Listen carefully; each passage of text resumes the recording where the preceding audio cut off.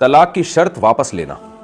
مفتی صاحب پوچھنا یہ ہے کہ اگر کوئی اپنی بیوی کو مشروط طلاق دے کہ اگر تم نے فلاں کام کیا تو طلاق ہو جائے گی، اب اگر وہ شرط کو ختم کرنا چاہے تو کر سکتا ہے، یا جب بھی وہ فلاں کام کرے گی طلاق ہو جائے گی؟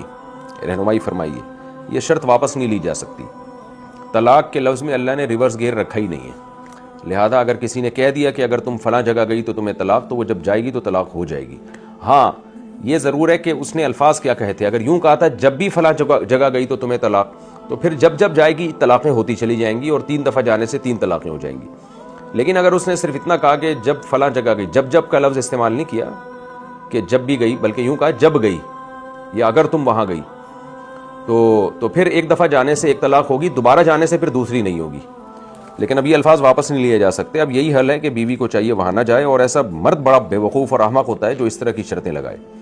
جو بیت اللہ کا دروازہ ہے نا، دروازہ ملتزم جسے کہا جاتا ہے، یہ بیت اللہ کی سب سے پیاری جگہ ہے. جب بھی عمرے پہ جاؤ نا تو یہاں ضرور جایا کرو.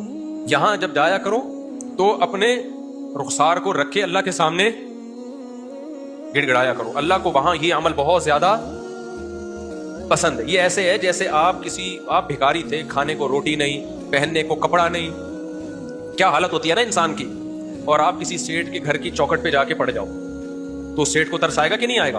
قد دفع اللیل الذی فہرا الی ذراکم شیئا مغبرا. ایک شاعر نے کہا نا، بھیک مانگنے کے لیے گیا کسی سیٹ کے گھر پہ، تو رات تھی، بارش بھی ہو رہی تھی، سردی بھی بہت تھی. اس نے جا کے یہ شعر پڑھا کہ تاریک رات نے ایک کمزور اور بدحال کو تیرے گھر کی چوکھٹ پہ لا کے ڈال دیا ہے.